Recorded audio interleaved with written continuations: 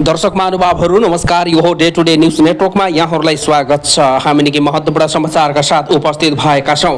देश विदेशमा घटेका घटना परिघटना, देशभित्रको पछिल्लो राजनीतिक अवस्था के कसरी चलिरहेको छ, सम्पूर्ण जानकारी दिनेछौँ। कृपया अन्त्यसम्म साथ दिनुहोला। राजसभा सांसद पाण्डेको चेतावनी, मुहान क्षेत्रका स्थानीयले मेलन्चीको पानी नपाई आपूर्ति ठप्प पार्छौँ। सीमाका विषयमा जवाब दिन प्रधानमन्त्रीलाई रुलिङ गरियो, सर्कल साम्पाङको घोषणा।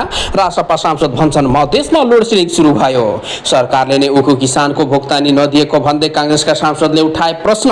नेकपा सांसद तामाङ भन्छन् प्रधानमन्त्रीलाई संसदप्रति उत्तरदायी बनाउने कर्तव्य राजसभाको हो। नक्कली भुटानी शरणार्थी प्रकरणमा दोषी ठहर 15 जनालाई के कति सजाय होला?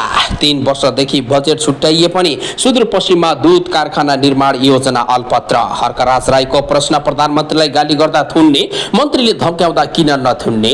सभामुखलाई राजेन्द्र राईको चुनौती, कुरा बुझिसके, खुट्टी हेरिसके, तपाईले 5 वर्ष सांसद चलाउन सक्नुहुन्न।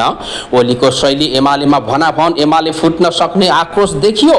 आयोगले भन्यो अनुसन्धान अनुगमन प्रतिवेदनहरू सार्वजनिक गर्न मिल्दैन। र एमाले नेत्री पन्द्याको प्रश्न, प्रधानमन्त्रीलाई संसदमा उपस्थित गराउन हेलो सरकारको निवेदन हाल्नु पर्ने हो कि कस्तो भइरहेको छ? इरानमाथि अमेरिकाको भीषण हवाई आक्रमण, बहराइनमा इमर्जेन्सी साइरन बज्न थाल्यो। डाक्टर अमरेश कुमार सिंह चीन प्रस्थान।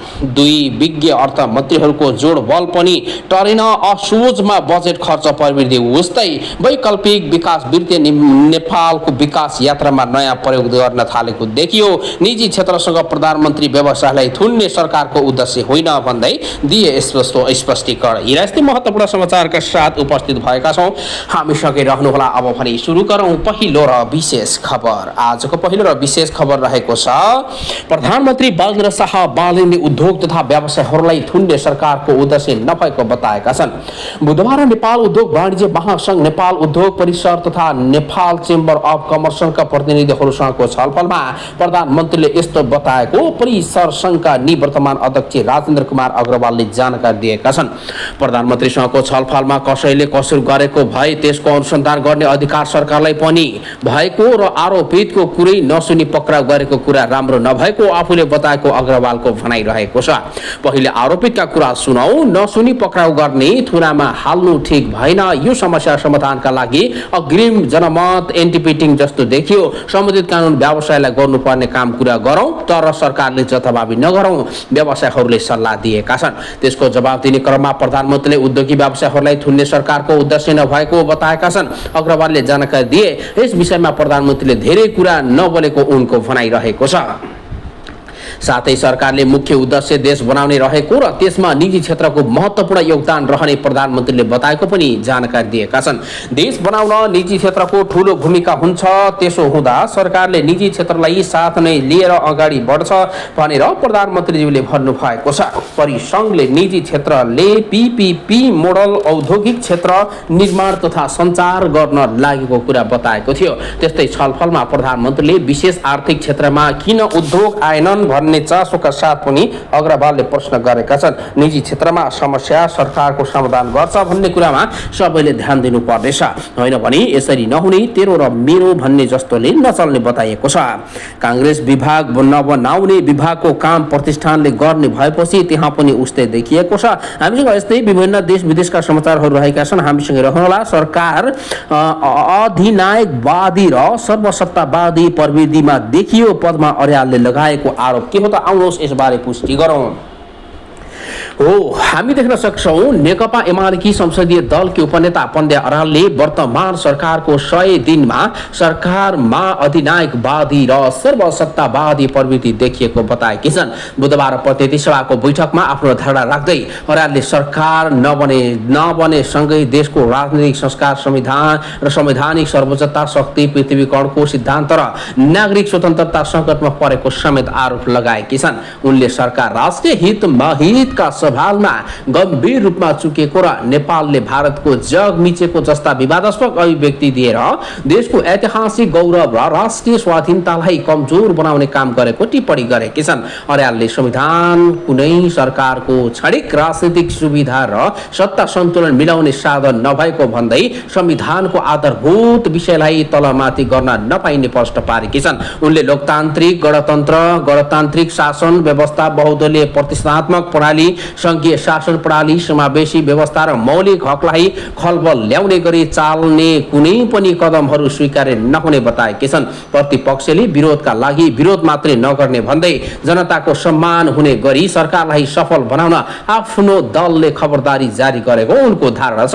सरकारलाई 100 दिनको अवधिबाट गम्भीर पाठ सिक्नु सुझाव दिँदै आउनु, राजनीतिक प्रतिशोध, घृणा प्रेरित र गैर न्यायिक गिरफ्तारी अपराधी जस्ता समुदायहरूलाई पनि हटाउनु पर्छ भनेर जानकारी समेत दिएकी छन्। यसमा नेकपा एमाले साथ दिने समेत बताएका छन्। विरोधको रूपमा विरोध मात्र होइन, सरकारलाई साथ सहयोग र माया पनि छ भन्दै प्रिया अर्यालले यस्तो बताएकी छन्। सजाय र 50,000 रुपियाँ जरिवाना हुने व्यवस्था गरिएको छ। यद्यपि संगठित अपराधको हकमा सजाय थपिने हुनाले खानलाई 5 देखि 8 वर्ष कैद सजाय हुन सक्ने व्यवस्था गरिएको छ। किर्ते आरोपमा 3 जना दोषी ठहर। काठमाडौँ जिल्ला अदालतले सरकारी कागजात किर्ते गरेको आरोपमा भुटानी प्रजातन्त्रवादी नेता टेकनाथ रिजाललाई दोषी ठहर गरेको छ। रिजाल सहित केशव प्रसाद दुलाल र सानु भण्डारी पनि किर्तेको आरोपमा दोषी ठहरिएका छन्। भुटानी शरणार्थी प्रकरणलाई संगठित अपराधमा जोडेर हेर्ने र मुलुकी अपराध संहिता 2074 अनुसार किर्ते आरोपमा 5 वर्ष कैद र 50,000 रुपियाँ जरिवाना हुन सक्ने उनीहरूमा पनि यही सजाय देखिएको छ। अब लागौं ठगी र संगठित अपराधमा 9 जना दोषी र 1 मतियारलाई कति हुन्छ त सजाय।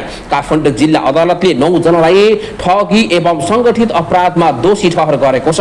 केशव प्रसाद दुलाल, सानु भण्डारी, सागर राही, सन्देश शर्मा, डाक्टर इन्द्रजित राही, गोविन्द चौधरी, वाङटावा शेर्पा संगठित अपराध तथा कसुरमा ठहरिएका छन्। उनीहरू बाहेक तत्कालीन सचिव टेकनारायण पाण्डे र टोपबहादुर रायमाझी पनि संगठित अपराधमा दोषी ठहरिएका छन्। पूर्व गृह मन्त्री बालकृष्ण खाँड ठगी र संगठित अपराधको कसुरमा मतियार ठहरिएका छन्। त्यसै गरी टेकनाथ रिजाल, नरेन्द्र केसी, शमशेर मिया, हरिभक्त महर्जन, निरञ्जन कुमार खरेल संगठित अपराधमा दोषी ठहर भइसकेका व्यक्तिहरू हुन्। नेपालको मुलुकी अपराध संहिता 2074 र संगठित अपराध निवारणले अब उनीहरूलाई 5 वर्ष जेल हाल्नेछ। उनीहरूको 5 वर्ष अब पनि जेलमा बास हुनेछ। यो कुरालाई अब कांग्रेसले कसरी ल्याउँछन्, माओवादी एमाले र विपक्षीहरूले कसरी ल्याउँछन् अहिले नै भन्न सक्ने अवस्था त छैन, तर उनीहरूलाई अब जेलको सजाय हुने पक्का भएको छ। 39 दिनसम्म संसदमा जवाब दिन गएनन् बालेन्द्र शाह, सभामुखले गरेनन् रुलिङ। प्रधानमन्त्री बालेन्द्र शाह बालेनको सीमा विवादको अभिव्यक्तिमाथि प्रश्न उठेको 39 दिन पुग्यो, तर अझैसम्म पनि आफ्नो अभिव्यक्ति उप उठेको प्रश्नको जवाब संसदमै दिन तयार भएका छैनन्। गत 17 जेठमा प्रधानमन्त्री बालेनले प्रतिनिधि सभामा सांसदहरूका प्रश्नको जवाब दिएका थिए। त्यसक्रममा उनले भनेका थिए, तपाईहरूलाई एउटा कुरा अचम्म लाग्छ होला, मैले पनि अन्तिममा थाहा पाएको हो र अस्ति भर्खर थाहा पाएको हो। प्रधानमन्त्री भएपछि थाहा पाएँ भारतले पनि नेपालको जग्गा मात्रै होइन, नेपालले पनि भारतको जग्गा धेरै ठाउँमा मिचेको रहेछ। प्रधानमन्त्री बालेनको यस्तो अभिव्यक्तिपछि विवादास्पद र विपक्षीहरूले लगातार विरोध गर्दै आएका छन्। यो विषयमा किन तथ्य दिनु पर्यो, होइन भने माफ माग्नु पर्ने हो, विपक्षीहरूको जोरदार माग रहेको छ। नेकपा एमालेका सांसद राजेन्द्र राईले यो विषयमा सरकार गम्भीर हुनै पर्ने बताएका छन्। महिना दिन बढी भयो, सम्माननीय प्रधानमन्त्री बालेन्द्र शाहले यही रोस्टममा विचार व्यक्त गरेको त्यो कुरामा हाम्रो असहमति भयो भनेर हामी विपक्षीहरूले एउटै स्पष्ट बताएका छौं कि यो सबैको जवाब प्रधानमन्त्रीले रोस्टममा आएर दिनुपर्ने हुन्छ। उनले प्रतिनिधि सभा नियमावली आफूले अध्ययन गरेको र अरूले पनि अध्ययन गर्न आवश्यक रहेको बताएका छन्। प्रतिनिधि सभा नियमावली 15 को उपनियम 2 मा संसदमा शून्य र विशेष समयमा उठेका विषयहरूबारे सम्बन्धित मन्त्रीले 7 दिन भित्र सदनमा जवाब दिनुपर्ने व्यवस्था छ। तर आफ्नो अभिव्यक्तिमा सांसदहरूले जवाब माग गर्दा प्रधानमन्त्री बालेन्द्र शाहले 39 दिनसम्म पनि त्यसको जवाब दिन तयार हुन सकेका छैनन्। नियमावली अनुसार प्रधानमन्त्री जवाफका लागि तयार नभएको भन्दै विपक्षी दलहरूले सभामुखलाई रुलिङ गर्न आग्रह गर्दै आएका छन्। सभामुख पनि रुलिङ गर्न तयार भएका छैनन्। सभामुख महोदय, सधैँभरि हामीले आन्दोलन गरिरहेका हो, हामी उठिरहनु पर्ने हो, कहिलेसम्म उठ्नु पर्ने हो, राईले प्रश्न गरेका छन्। यस्तो ऐतिहासिक मैले सदनमा कहिले देखिएको थिएन।